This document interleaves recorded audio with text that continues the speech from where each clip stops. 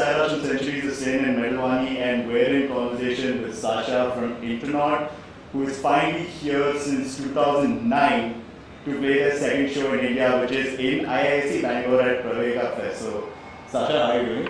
Good, man. Thanks for... So it's been almost 7 years since you've been here. Has this second tour brought back any memories from the first one? So, like, how are you feeling right now? That was so long ago, I don't really have many memories of it. I remember having a lot of fun. But this country is amazing. I love that we're here. I wish we could play more shows here. But I think tonight's going to be a real banger. I love it. I love it here.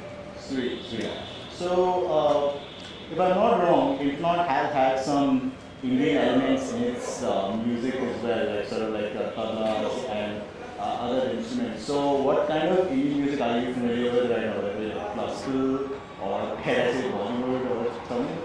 Probably not as much Bollywood stuff, but there's a lot of classical stuff that a lot of us dabble in. I mean, Joe and Dave are really more the experts on the classical stuff, but Joe's turned me on some stuff over the years that I really liked. Sitar guys, some tabla dudes. This guy Dada, who's a tabla, I don't know if master is the right word, but he's like a very sort of highly regarded tabla player. And they took lessons from him. Joe studied music at school. He took a program. I can't remember the name of the school that he took kind of a course at, but both of them are pretty fluent in classical music. So we didn't just really fake the whole tabla and any other elements of any classical music that ended up on the Intronaut. They were all pretty well based on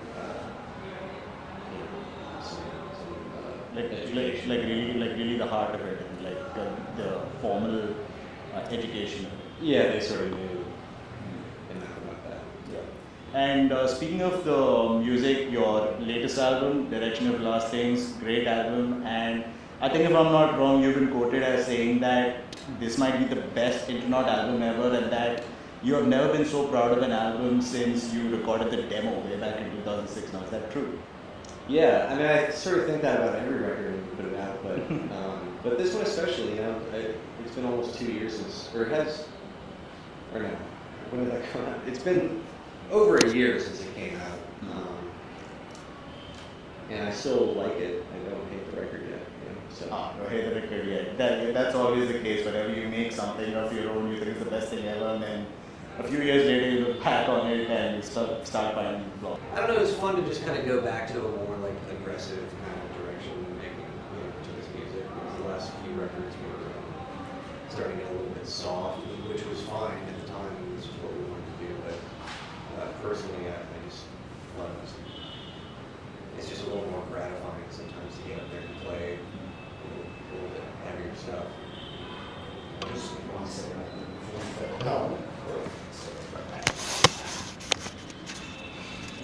Sorry about that.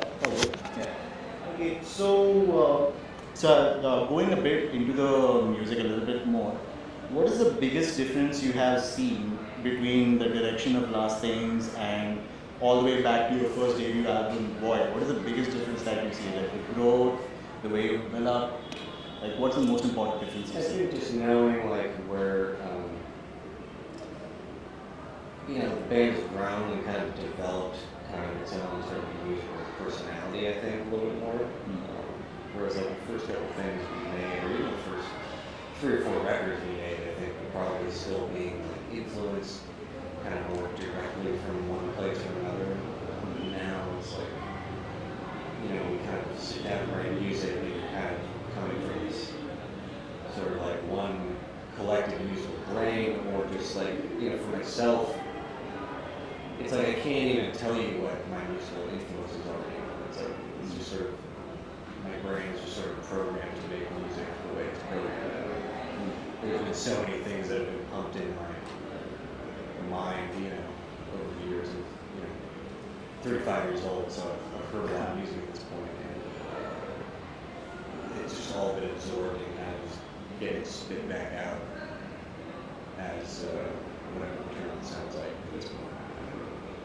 Awesome. So that's what that's what it is. It just sort of comes out of there naturally. I think it just all sounds like Intronaut to me. Sweet, sweet.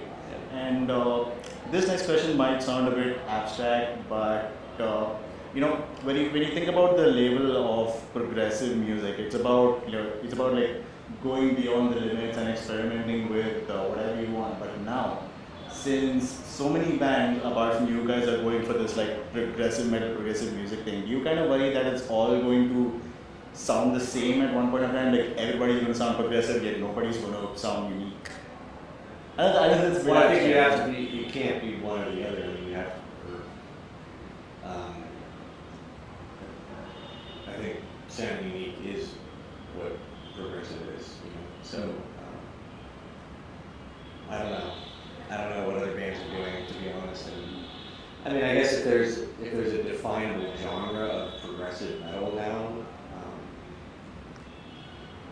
then maybe there are bands who are or younger musicians who are sort of inspired by that or influenced by this progressive genre, but and sort of emulating that. But I think anybody who sort of like really has that progressive spirit in them, they're going to find their own kind of voice and actually sort of become a unique entity. Yeah, because at least in this scene where we're in right now, the Indian scene, I just hear a lot of musicians say like right from the off that we're going to be a progressive band, and I'm like, really? You're already limiting yourself in something that's supposed to be unique and limitless. So I mean, you could say that you're a progressive band, but just don't sound like something else that exists already, I guess. Or not exactly like something else. I mean, Intronaut doesn't sound that different from a lot of different heavy metal, but it's about your approach to it, sort of deconstructing it and kind of coming up with your own creative spin on what might have already been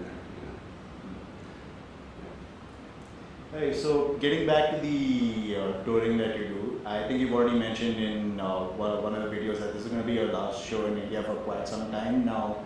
I think that's due to the reality of it being so hard to tour these days with finances and visas and all that. So what would you say is the biggest obstacle that Intronaut has faced when it comes to touring outside the US?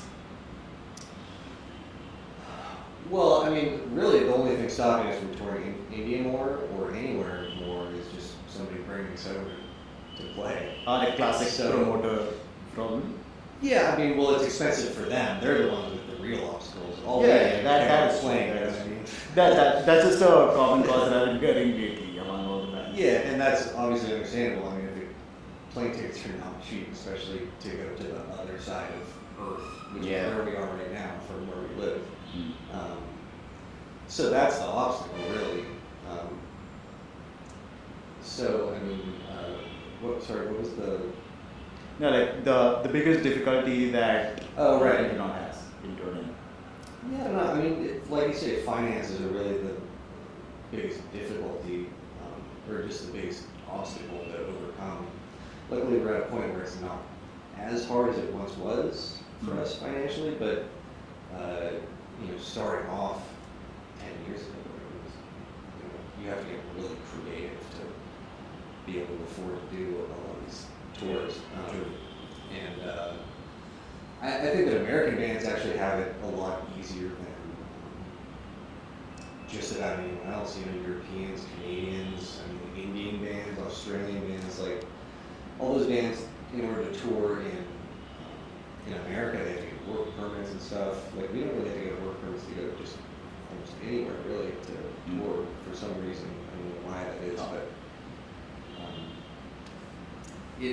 I don't know.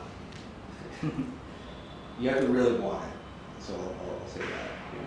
Yeah, and since it's so much difficult for bands themselves to go on without folding or going the Kickstarter crowdfunding route, do you think Intronaut has a more secure future in these new measures like crowdfunding and going DIY? Because a couple of bands have been doing it lately, like Legion. If for those who don't know, their crowdfunding effort has been really good lately. A lot of bands are doing it. So do you think Intronaut might try that to keep going in this climate? No, I mean, I don't think Intronaut would need to go any route like that. I mean, unless we were going to maybe self-release an album, I could see crowdfunding being an option, but see, that's part of like what I was saying. You have to really want it, and I think that part of the struggle is kind of what makes it all really special and like pay off in the end. Like,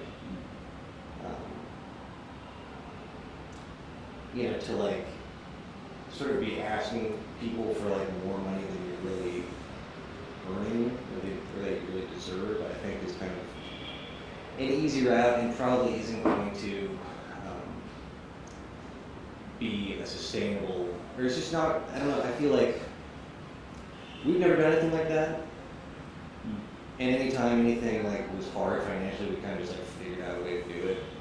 And 12 years later, when you get to go play a festival in India, like it just feels like you've earned it that much later. Yeah. And I don't really know too many bands who have done, you know, crowdfunding for things like touring and whatnot. That end up even like staying together for that much longer, you know? Because it's like, at a certain point, it's like the people, it's like a buyer's market in a lot of ways. And if people aren't buying what you're doing, then maybe that's a sign that you shouldn't be doing these things that you're trying to do. Yeah, maybe you're just not that good. I don't think a lot of people like to hear that. It has nothing to do with being good, but it's like, you know, accept reality is what it's all about. If it's too expensive to go on tour, you can't figure it out, then maybe sit this one out, you know, and wait for like an opportunity that really makes sense. Just pick your gigs and pick your bands. Yeah. Okay, cool. Well, thank you so much, Sacha, for talking to us. I really hope you have a great second set here, and perhaps in the future, when Intronaut is still going, you come back for your Indian bands again and again. For sure. Yeah? We'd love to. Okay. Thank you for listening to Centuries of Sin and Metal Wani. What's up?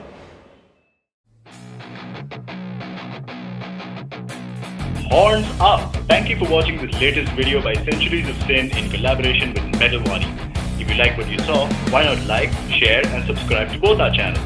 And if you want to see more cool heavy metal content, be sure to follow Centuries of Sin on WordPress and our social media, as well as Metal Wani on metalwani.com. See you next time.